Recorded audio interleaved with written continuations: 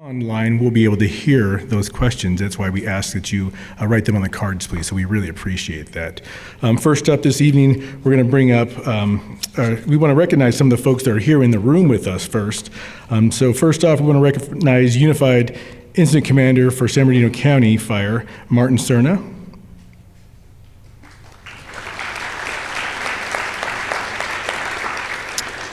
Next, we want to recognize Unified IC for CAL Fire, Travis Thong Martin. As well as Unit Chief for CAL Fire San Bernardino, Inyo and Mono units, Shane Littlefield.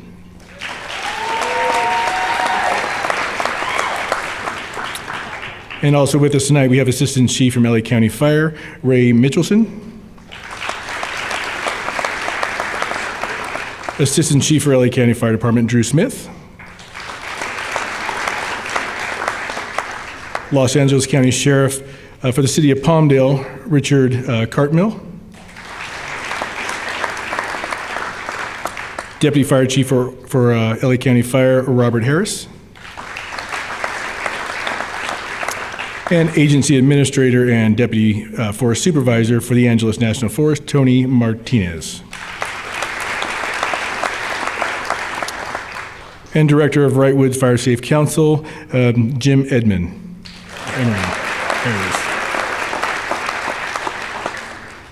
And representatives from the Golden State Water, Ben Lewis. All right, I want to thank you all again for taking the time out and joining us. We want to get this started, get you the good information that you want to hear and know, and then we'll get into your questions afterwards. First up, I'm going to bring up Don Fergulia, who's our Operations Section Chief for California Interagency Incident Management Team 5. All right. Good evening, everybody. So I'm going to run you through a quick operational update, the latest, greatest about what's going on the bridge fire. We'll start down here on the south end where good progress has been made all here across the south end of the fire. We do have a little bit of line left to put in here at Sunset Repeater, Fern Canyon area. Otherwise, we do have the majority of this all hand-lined and we're mopping up. So you should see some containment grow here on the south end of the fire as early as tonight. As we come up the left flank of the fire, this is going to be in the Sheep Mountain Wilderness and point south of there. We did this fire hung up in a large brush field. It's looking real good out there. No smoke, no heat showing. So we're going to be cutting that out in the coming days. Crews going in there. Very steep, rugged, unforgiving country. It's going to take us some time to get through there to the wilderness boundary. But it's looking real good. We're monitoring it every day and every night by the air. We'll get that buttoned up in the coming days. As we move into the wilderness, this fire has run into some old burn scars from 2003. I was actually here in 2003 when this burned. And we got a little bit of heat here at Rattlesnake. Otherwise, this edge is looking real good too. And so we're looking at the direct option in here to try to cut all this edge out in the coming days. Now, coming up to the north end of the fire, which I'm sure what most of you are here to hear about, along and above what we're calling the Big Pine Road, fire's real active in there. Again, steep, unforgiving country, as I'm sure you know. We are hitting it with everything we've got: fixed wing, aircraft, retardant from a mobile retardant base at Valiermo, crews, engines, water tenders, bulldozers. We're going after it, and so I think we're going to see some good progress there in the next 24 to 48 hours. As we move into north of the community of Wrightwood, this piece of fire's edge that ran out into the desert has line all the way around it. It's looking real good. We're mopping up in there. I think you'll see containment grow, especially as we come down into Wrightwood proper here. We got this all looking pretty good, picked up, and I think you'll see good progress there on the map in the coming days.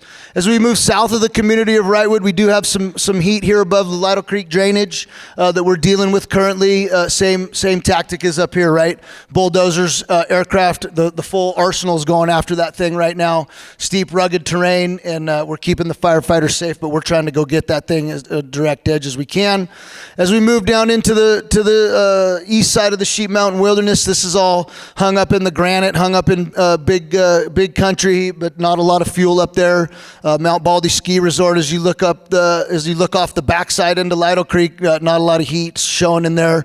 We'll be going after that in the coming days with crews, engines, or not engines, but crews for sure to try to put that piece out. So down around at Baldy Village, that's all looking good. We did have some activity in there yesterday. We had a 1 acre spot, 1 to 2 acre spot. We picked it up, and we got a hotshot crew that picked this edge up today, direct edge, and this is actually starting to look really good. Where we have the fire along the Mount Baldy Road, that's looking good, mopped up, and they're starting to repair some infrastructure in there today when I was out there, and then back down here to the south end of the fire. So that's it. Thank you.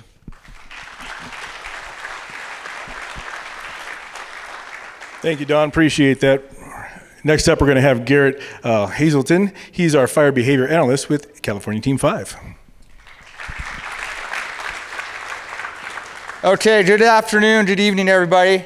So what my job on the fire is I look at fuels, weather, and topography, both in the past and in the future, and try to understand what has happened and where we're going. So to look in the future, we have to look back and try to get an understanding of how we got to this spot. So you guys are all aware this fire started down here in the front country, but let's go back even farther. We've had a long, hot, dry summer with extended heat waves, and everyone remembers the winter with a lot of rain and a lot of growth. So we combined those two together, we did a perfect recipe.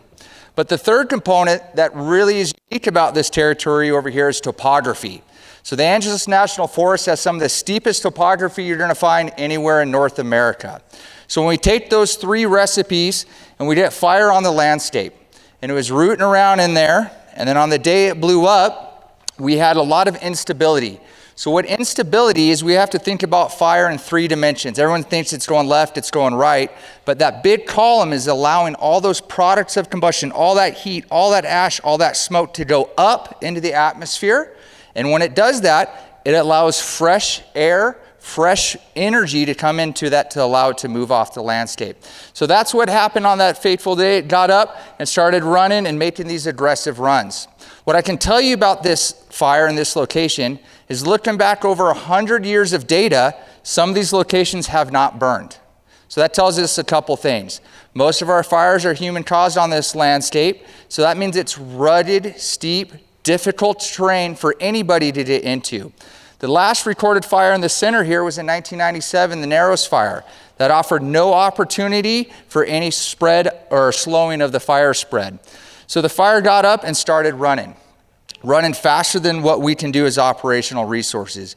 We had to resort back to using satellite imagery, drones, ground truthing, social media. Once we found out where it was going and the speed, it's kind of like a car going down the road. If you know how fast it's going and you know how far you have to go, you can start making decisions.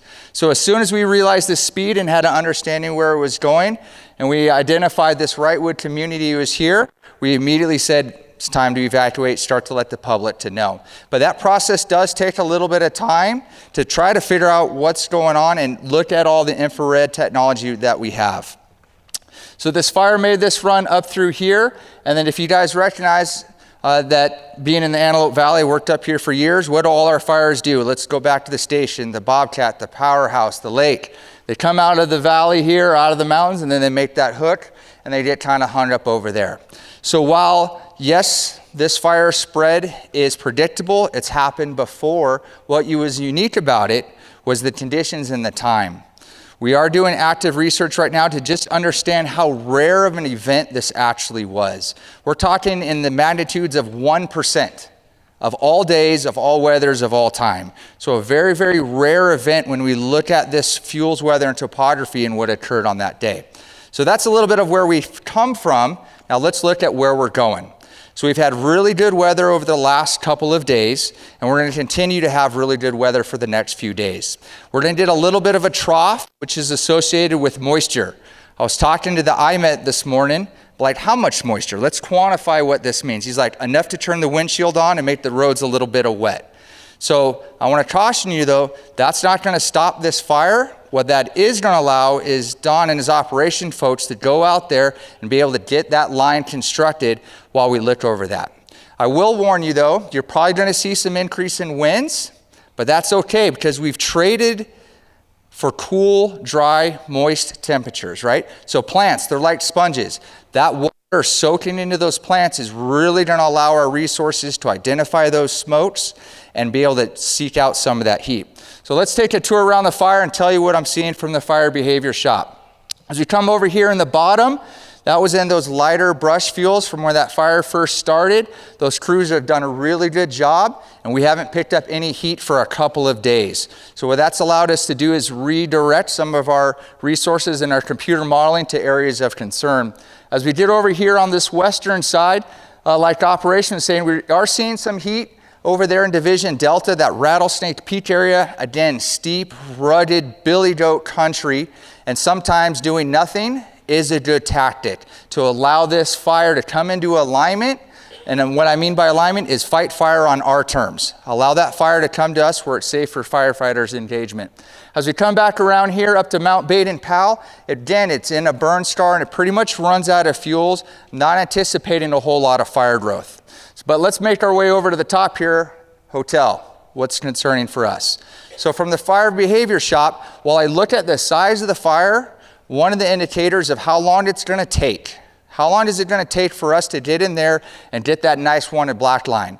While the size is indicative, what's more telling is how much fire line there is. Because you can have a relatively small fire, and if it looks like a plate of spaghetti, and every single one of those little pieces has to be ground truth, mopped, worked with chainsaws, hose put in there, and gridded out. So while it may not be a big footprint, acreage size, there's still a lot of work that needs to be done out there with the operational folks getting the boots on the ground.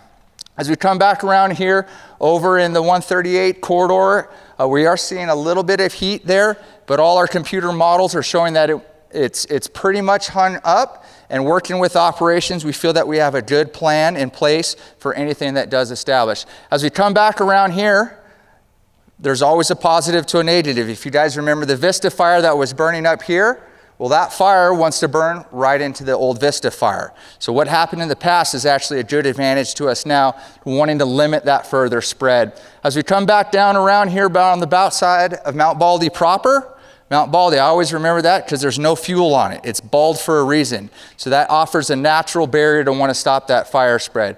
As we come back down over here, we did have a little bit of concern, but with that fire being right on the road, those operations folks were able to go on a seek and destroy mission, get really good penetration with their hose lines, and get all those legacy smokes and those heavier fuels that are continuing to burn down. And as we make our way back down, they're able to get in here and not see any heat signatures. I want to thank you for your time. I'll be available at the end with any questions and answers you may have.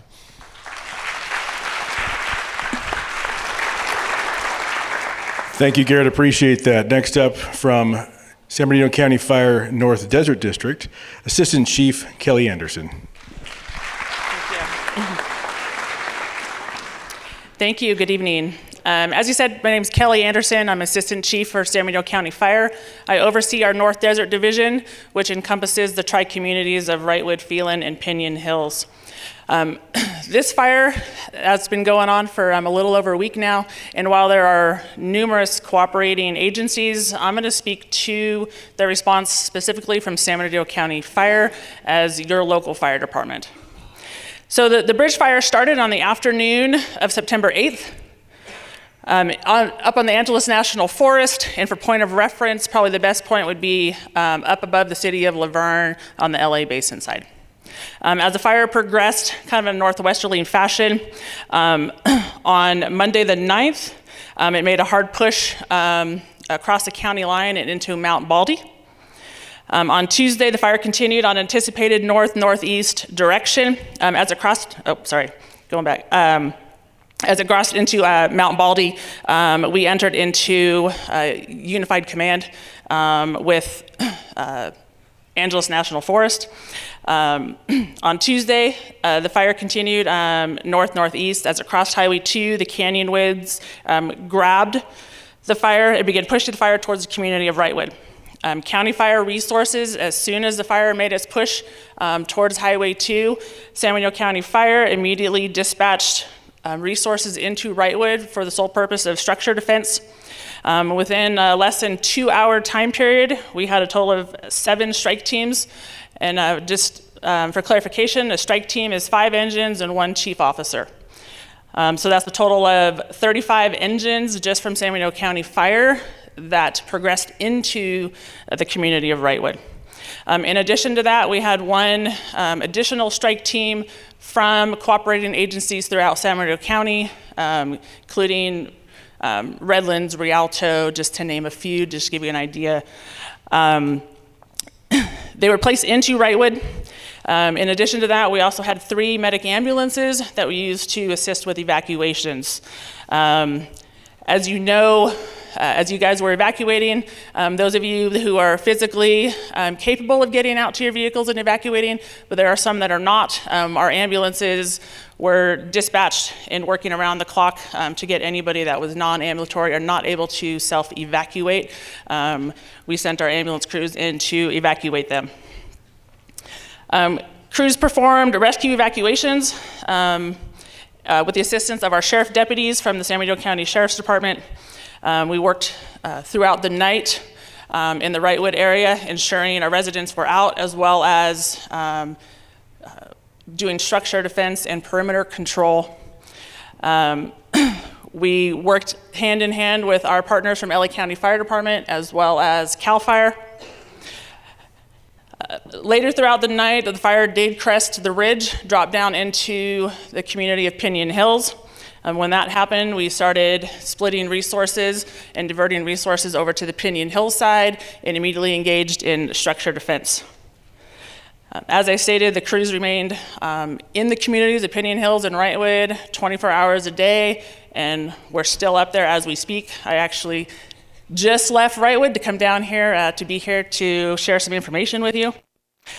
Another thing I want to touch on that I'm sure you guys have a lot of questions on is evacuations. You all know why you evacuated, but I'm sure one of the things you want to know is why you're still sitting here in this auditorium and not back in your homes. So a few things that we want to touch on and some of the considerations that go into how we get you back into your homes. So first and foremost is public safety. Your safety is our #1 priority. So we need to know that it is safe for you to go back into your homes. So 1, that's ensuring that the fire is under control and that there's no more threat of that fire continuing to burn any more vegetation and or structures. The next is dealing with all the damage that is caused when that fire comes through. I'm sure you guys following Facebook, social media, have seen a lot of the pictures when the fire came through. As it comes across the hillside, besides the hillside being burned, the trees being burned, what happens is when the fire is burning up above us, well, all that stuff that's burning is going to start rolling downhill. So there's a lot of stuff that's been coming down, even as the crews are in there working. Trees are coming down, they're having boulders coming down, they're also having a lot of burning debris that are coming down and lighting off vegetation down around the homes currently. So crews are in there still actively engaged, even though it looks like, oh, there's just a little bit of smoke up at the top, that still is creating a lot of work for the crews down around your homes. As we talked about with the fire burning through with the trees, we're still having trees coming down even as today. We had several trees come down. Crews are out there removing those trees so they don't pose a hazard. We've had them come down across some of the roadways, across some of our hose lines.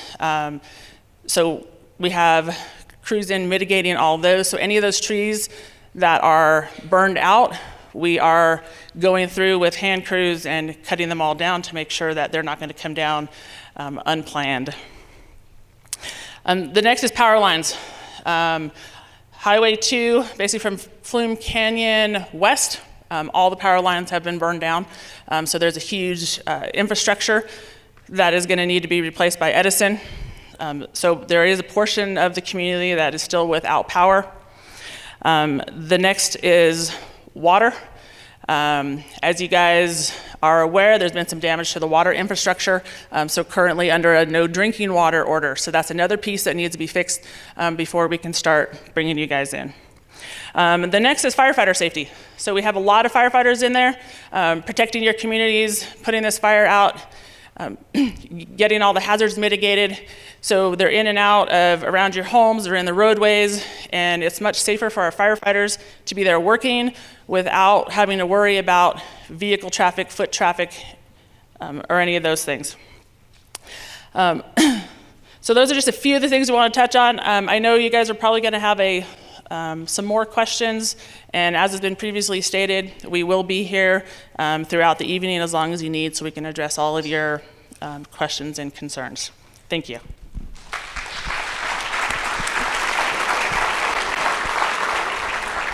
Thank you, Kelly. Appreciate that.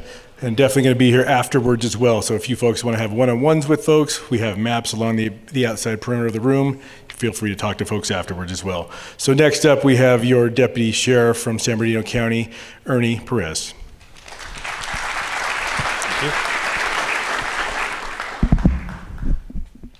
Good evening, everyone.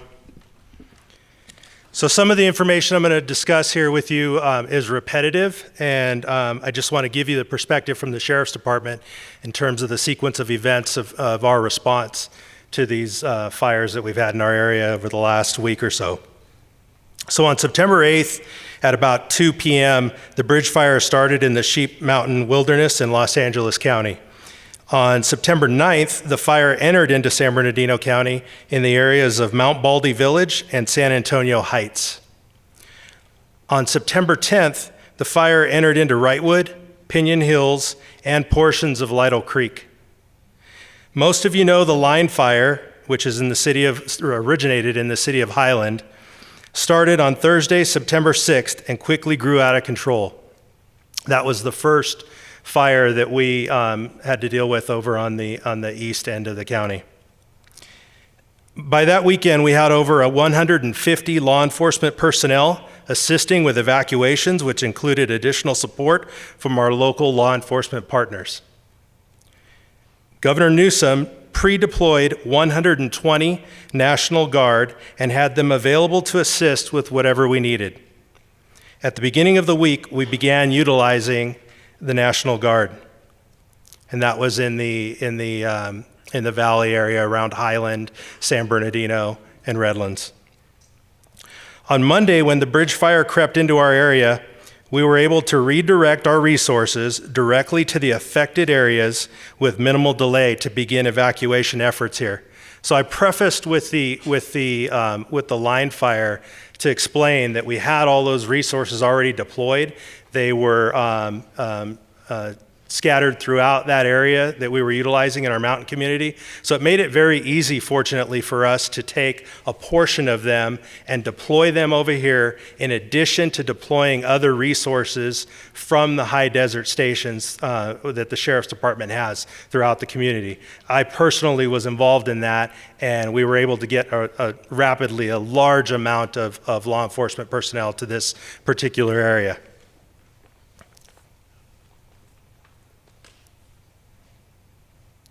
The main responsibility of the Sheriff's Department in emergency situations like this one is to evacuate the areas deemed necessary by the fire department, ensure the firefighters have access to get to where they need to go, provide security to the evacuated areas, and keep our citizens informed as much as possible.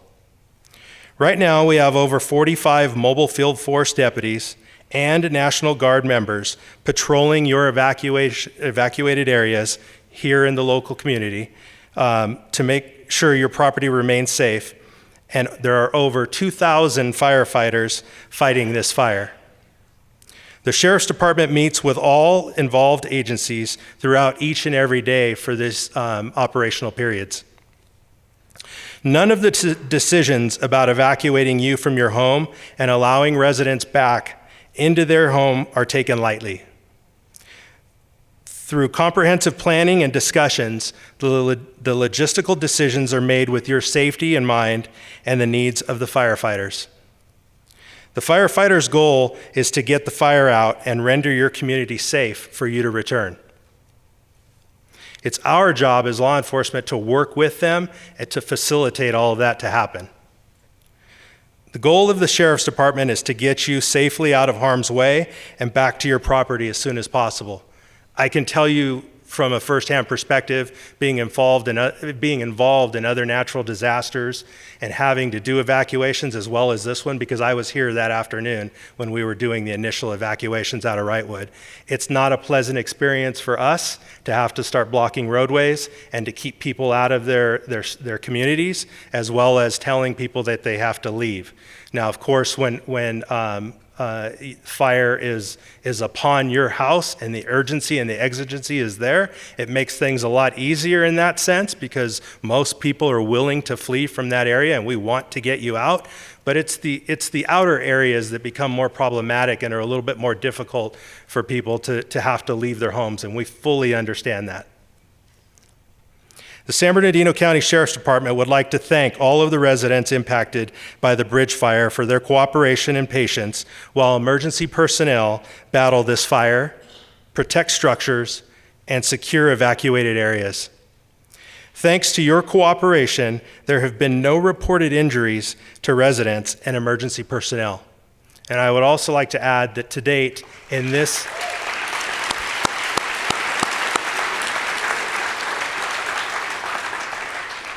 your particular communities that we're talking about right now, there haven't been any arrests related to looters in your area.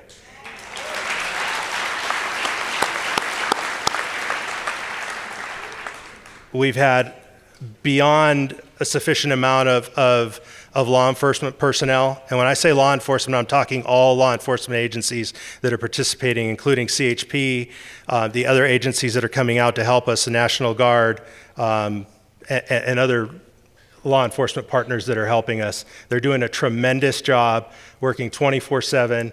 I know many of you have seen us out on the roadway, seen our personnel. They've received lots of appreciation, and for that, we're all grateful for what you have done in extending that to them. So thank you.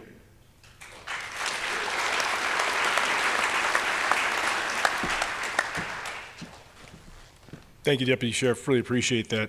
Next up, we're going to bring Executive Director for San Bernardino County Red Cross, Yvette Basinger.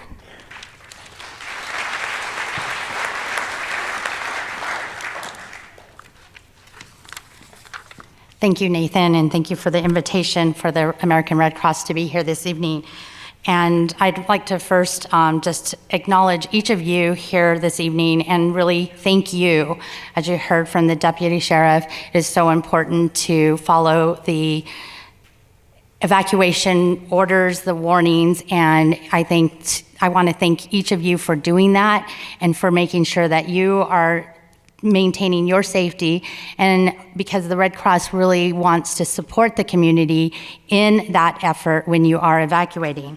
And since the wildfires here in Southern California, so throughout all of the various counties, we've had disaster teams working with community partners, with our local officials, our local emergency management offices, to ensure that you have a safe place to go. It's not always easy to leave your home. And so I recognize that, and so many other partners do. And so when we are identifying our shelter locations, we are also working with our partners and our county to identify those locations that will best serve the community at large. Currently, for the bridge fire, we have 3 shelters. We have the Jesse Turner Center open in Fontana. We have the Fairplex open in Pomona. And we have the San Bernardino County Fairgrounds open to support evacuees from the bridge fire. I'm glad and happy to share, we do have our 4th evacuation center shelter opened. It is open as of now here in Phelan at the Fountain of Living Foursquare Church. We will have Red Cross services there. I understand we have supplies en route. We also will have showers en route. And again, our number one priority, like so many in the room, is your safety, but also to offer you a safe place to go. Oftentimes people think, well, I don't want to stay at the shelter. You don't have to stay at the shelter to receive Red Cross services or any other services that are at the shelter. You can come to the shelter, you can use it as a cooling place, you can charge your electronics, you can get food, snacks, water, information, and just know that we are there to take care of you, and we can't do it alone. We do it with so many partners from the community. We work closely with our fire agencies, our county agencies, and we make sure that we are able to provide those services for you. So again, I just want to remind you that the American Red Cross, when we have shelters open, they may not always be close to home, but they are there for your safety and also for you to have a safe place, a comfortable place to rest and get food, get water, hydration, you name it, information, and then just also connect with some of your other fellow residents. I will be here after to answer any questions about Red Cross services as well. And you know what, one last thing.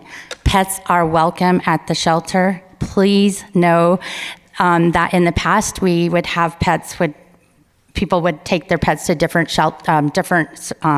animal shelters, but now pets are at the shelter, and I can tell you, without the support here locally, having the county animal care team on site at both the Jesse Turner and here at the fairgrounds, the animals are being well cared for.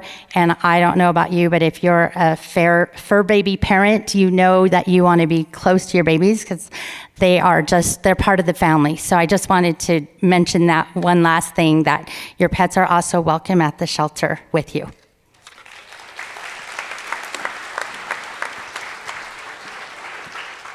Thank you so much, Yvette. We do want to make sure we take care of our fur babies.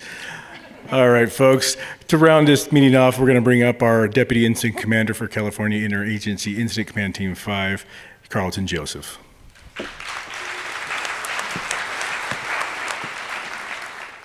Well, thank you, and thank you for coming out tonight to learn more about what's happening out on the fire. I know many of you have a keen interest in that, but also many of you are also here to find out when and at what point you'll be able to get back into your homes, your neighborhoods, and communities. So with that, you've already heard from fire behavior and from our operations section chief about the fire, what's going on with the suppression effort. I want to tell you a little bit about what's going on with the management of the fire and the direction that we're heading currently. So we are in unified command with California Interagency Incident Management Team 5. It's a team of interagency personnel from up and down the state of California, a core group of about 58, but we brought somewhere in the neighborhood of 90 individuals to manage this incident. We're in unified command with I'll start off with the San Bernardino County Fire Department and Sheriff's Department, the Los Angeles County Fire Department and Sheriff's Department, as well as CAL FIRE San Bernardino unit. As unified command, in a single command, it would mean the incident commander makes the final decision. In unified command, we as a group, we're in lockstep. We meet every day throughout the day and come together to make decisions based on good rationale with the priorities for everybody's interests. It's not based on any one thing. We make good group decisions. They're well-informed decisions. So it's been going very well up to this point, and that's good for the management of this incident and the affected communities that we're trying to protect. As far as the suppression effort today, well, you did hear where we're at, but if I can go back a little bit, at the beginning of this incident, when it started, you heard about the line fire. When the line fire started, that basically sucked up a tremendous amount of resources in Southern California, all the way from down south up to the north and to the west of us. One thing to understand about Southern California is that when there's a lot of fire activity, this fire took off, the bridge fire, and then shortly after that, the airport fire in Orange County, you have 3 major fires burning, and our resources need to come from somewhere. First of all, they come locally, but then where do they come from? They have to come from the north. Pacific Ocean to the west, Mexico to the south, and the desert, relatively unpopulated to the east. So getting personnel here in a timely fashion is often problematic when you have large, multiple fires burning down here. That and the other fact is that there are multiple fires burning throughout the West, and so the federal agencies have been tapped for several months. We've got fires in Oregon, Washington, Idaho, Montana, and so forth. So the federal system has been tapped, but it took a while to get resources, but once we did, we came together again in that unified fashion. We set our priorities. We are now the #1 fire in the nation, #1 fire in California, but also the nation. So we've been receiving a tremendous amount of resources. Currently, we have over 2,400 personnel on the fire, and that's really helped us with the completion of our fire lines around the fire and being able to protect these communities. We continue every day with the emphasis of protecting lives and communities and doing the best we can to put this fire out. In regards to the evacuations, each and every day we have an evacuation repopulation group. It consists of liaison officers, operations section chief, law enforcement from both LA and San Bernardino counties. We have public works. We have Caltrans, Southern California Edison, and we have Office of Emergency Management personnel from both San Bernardino as well as Los Angeles County. And these meetings are extremely well run. Priorities are set. We work around the entire fire and discuss these evacuation polygons, the pros and cons of maintaining warnings, orders, and so forth. And so these are meetings that go on each and every day, and changes do occur, and we're working towards, as you heard, containment down in the south, so we'll be seeing some changes there. We're getting good containment up here in the Wrightwood area. We do have some strong winds predicted for tomorrow, which could be problematic, but we're continuing to build strength around these communities, getting the crews in there, mopping up, securing the lines, and doing the best we can to put you in good position to get back into your homes. With that, I know that there's several questions, and they've been posed to several members of the panel here. I want to thank you for your attention. I want to thank you for support, and know that those firefighters are out there working for you to do the best they can for you and your families. Thank you very much.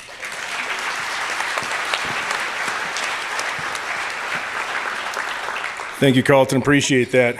With that, that concludes the formal presentation this evening. Next, we'll get into questions and answers.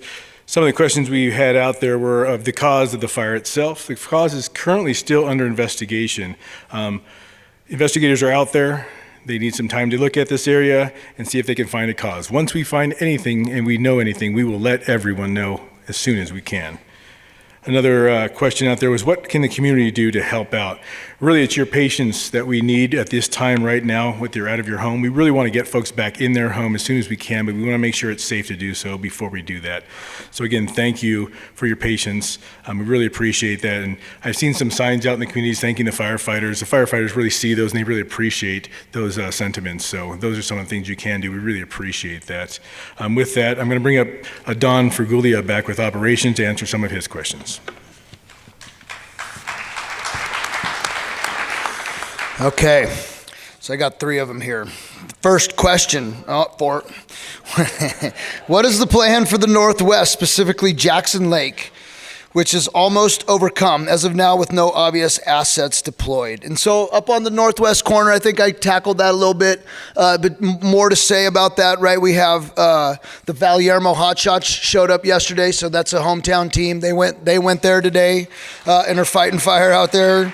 Along with multiple LA County, San Bernardino County CAL FIRE assets. So on that northwest corner, we're certainly working in there.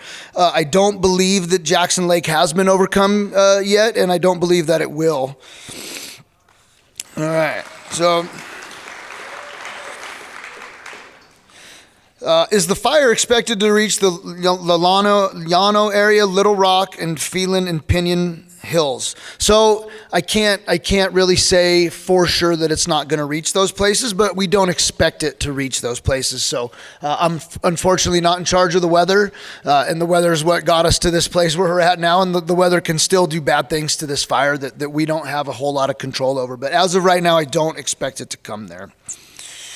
Next one, what about Wild Horse Canyon? So Wild Horse Canyon, that'd be real similar to those areas I just mentioned a little bit ago, and I don't expect it to reach the Wild Horse Canyon.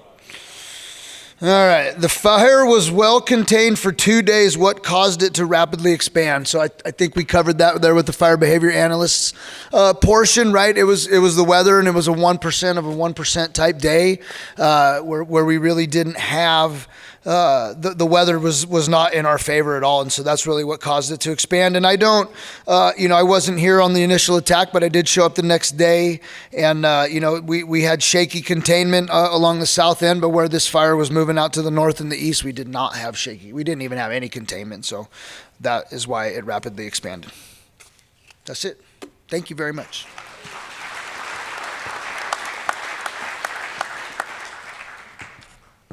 All right, I got lucky. I only have two.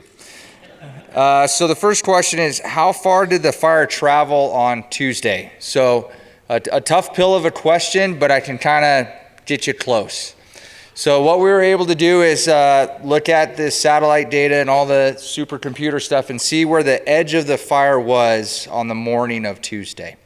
So that's our starting point. That's where we're going to start our measurement from.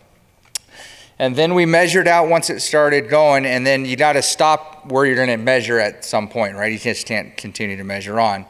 So what I can tell you, though, is that from the edge of the fire to approximately where it would impact the community of Wrightwood, you got to draw the line somewhere. So right where we saw the houses and where we knew the impact would be, it measured 10 air miles. And what I mean by that is if you were an airplane, it's 10 straight miles through the air. Now to quantify that, that's a lot of hiking if you had to go up and down. So a very, very aggressive fire spread. Again, one of those days that, that's a once in a career type day you're gonna see. So hopefully that answers your question. Next question, air quality and outdoor work on the valley floor. So some of the unseen work that we do is with what's called an air resource advisor and actually the EPA. So they offer a robust product suite of smoke products and smoke management and particulate sensors. And then we also work with our partners at ATUMD. As far as specific guidance of recommendations, I would have to defer to them. That's their expertise. So I believe it's the Mojave Valley ATUMD out here. It's separate than the LA ATUMD. And having lived up here, that's a good thing. So hopefully those answers your questions.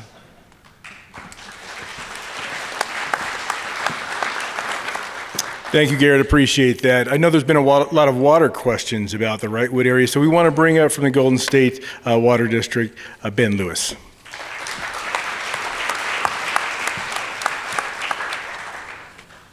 Good evening.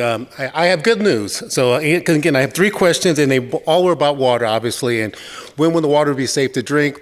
Today, around 5 o'clock, we got the order from the state to basically cancel the no drink water notice. So the water is safe to drink.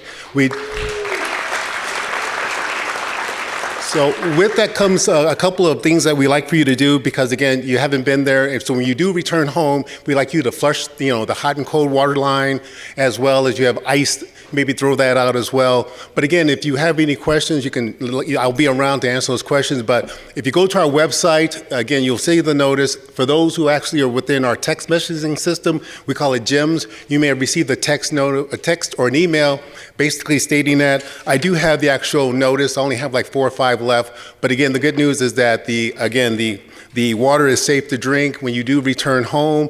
Again, I don't want to steal your thunder, but again, when it comes to evacuation, that's not us. But again, when you get there, but again, it is safe to drink. And again, if you have any questions, I'll be over here and answer any questions that you guys may have. And again, if anything that we can do is Golden State Water Company, by all means, let us know, and we'll do whatever we can to help you. Thank you.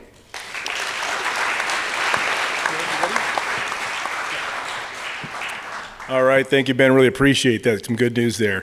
So next up, we're going to bring back up your deputy sheriff with the questions that he has.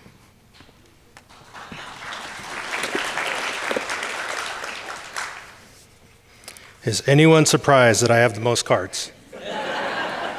That's okay, I like that. Okay, let's get through these. Some of these things may have already been answered, but question about cell phone service in the area. So I'm not aware currently of any particular areas that don't have service, although I don't know about all of the cell phone providers specifically. So I think we're okay there, and for the exception of maybe any intermittent outages there may be related to power transfers and the stuff that Edison is working on. And regarding the internet, that kind of goes with electricity in the sense of all of the power lines running throughout the communities, and if those lines are down and that takes down the internet lines as well, then in those particular areas we're not going to have service. So that goes with electricity as well. Gas, Southern California Gas is out here helping, and so I know they're working on those things and checking everything out as well.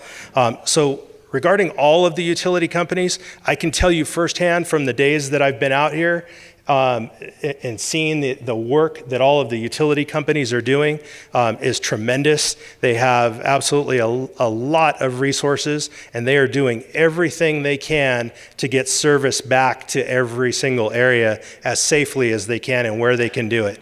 That includes rerouting sometimes. They're able to do temporary hookups, which is amazing and extremely helpful. So some things might be temporary, and that's where I talk about those intermittent issues where it's not the power necessarily going down, it's an intentional shutdown so that they can reroute and turn a different section back on. So that is happening. And water was addressed, which is awesome news. And as far as returning home. So as you can see over the last couple of days and today as well, there's a lot of adjustments in terms of the evacuation areas, in terms of evacuation orders, evacuation warnings. And so we had just asked that you be patient, and as soon as we can lift orders to let people go back into areas where you're not able to, that is absolutely all of our intention to accomplish that.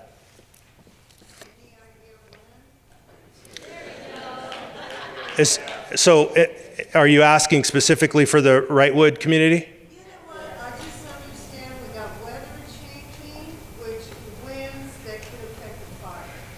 So I understand that because of that issue, you can't really tell us when it's going to be safe for us to go through that. Can you give us an idea? There's a lot of us that are not, we're staying in cars, we have no place to go, and you know, it would be just good to hear maybe next week or in a few days. Repeat her question. Okay. All right. So the question was specifically if we can give an idea when of those closed areas.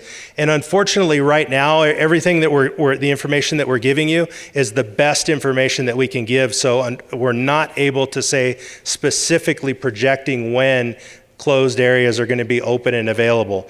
We are going to do everything that we can to accommodate.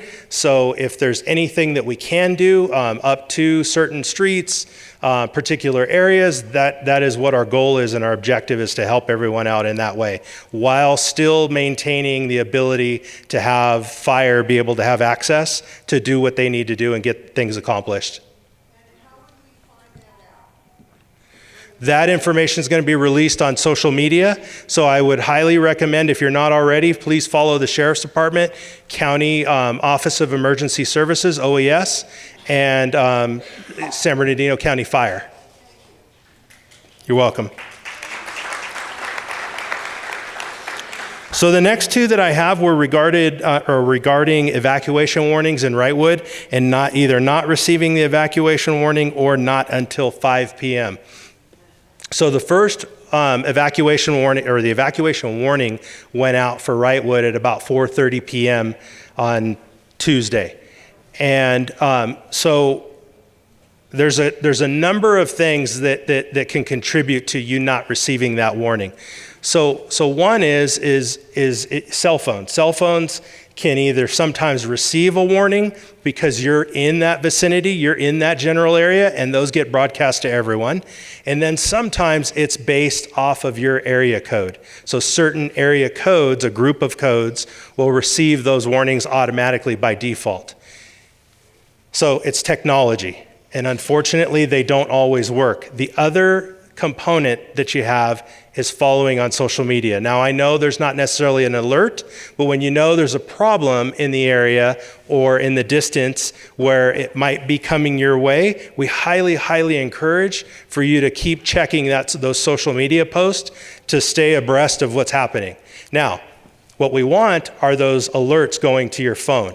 So what you can do is go to County OES's website, and that's the Office of Emergency Services, and the specific link to the site, to the web page, is prepare.sbcounty.gov.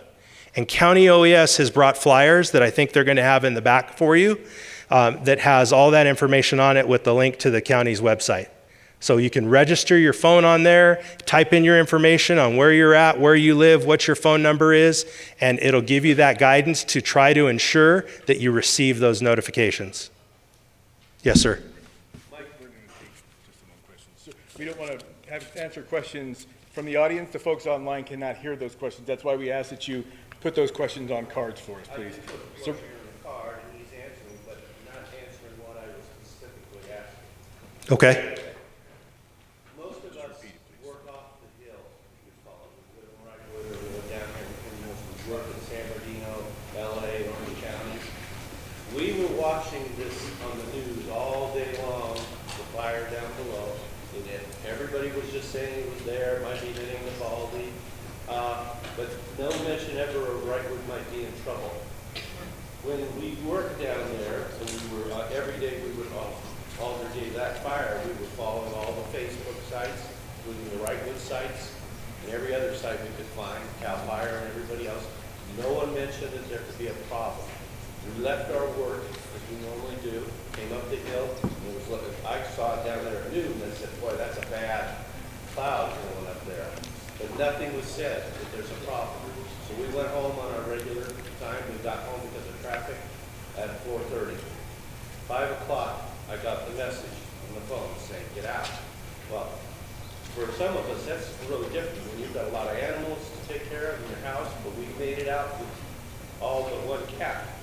And she's still there. And that was my second question I asked was there any way that we can get up there to get her? Now, someone was in Wrightwood and we were able to contact them through Facebook, and they helped us and they went there and they gave her some more food now. But she's now been up there for that whole amount of time, and unless I can get somebody else to go back, or I can go up there and get her, she might not be. Okay, so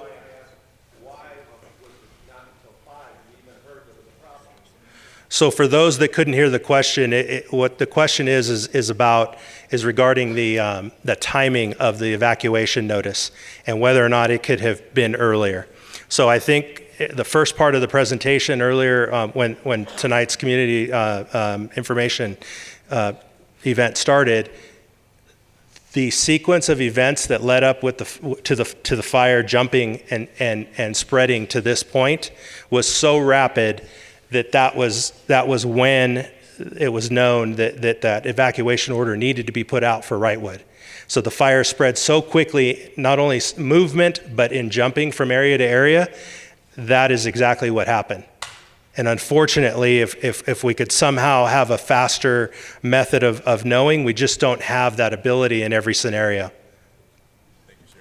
Appreciate that. Okay, and then I'm going to jump to your other question that you had as well on having an animal that's still in your home that needs to be picked up. So what you can do if you have people or animals, and we received these calls from lots of residents, is please call Sheriff's Dispatch, the non-emergency number, at 760-956-5001, and provide that information to us, and we will go to that residence, and our deputies will check.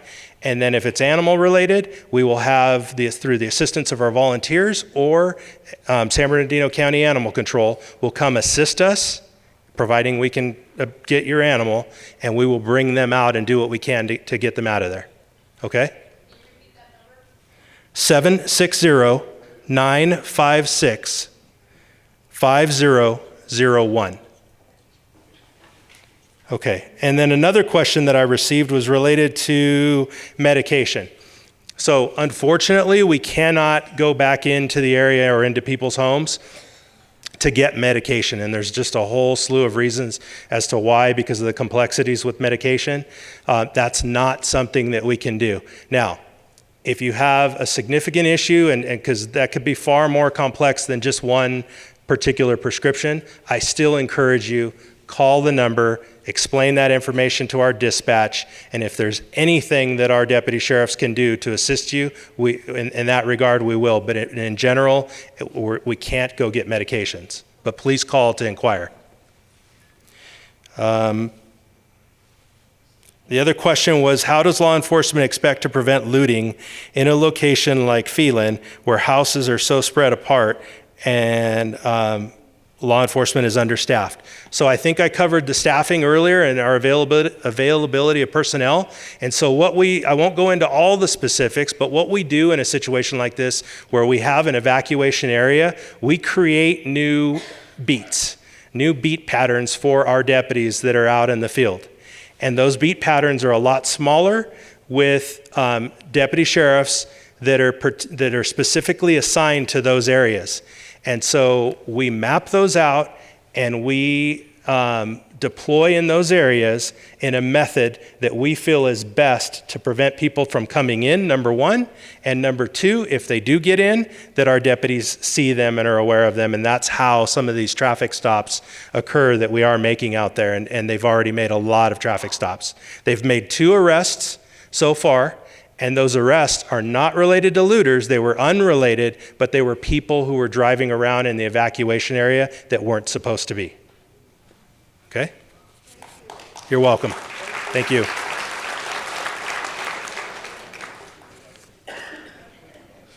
Locations. That was it. Thank you.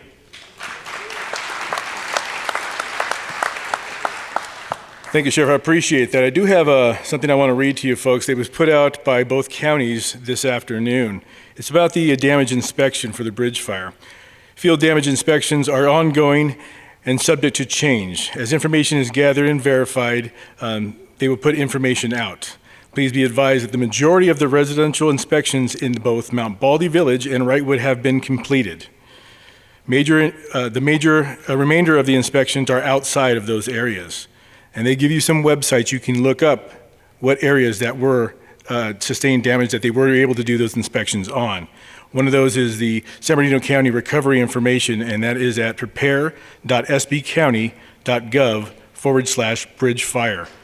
The other one is Los Angeles County Recovery Information, recovery.lacounty.gov/bridge fire. For that information, Mark Savage over here in the corner, he might be able to help you out with some of those websites and have you look some of that stuff up. Those were all the questions for this evening. That concludes this informational briefing for you folks in this community meeting. Again, our folks are going to be here afterwards, standing around the room out here to talk to you as long as we need to. We have maps in the back of the room. So I thank you again for coming out. The next public meeting that we're having scheduled is in Lido Creek on Monday morning at 7 o'clock, and we have put that flyer out on our social media accounts. Thank you again, folks.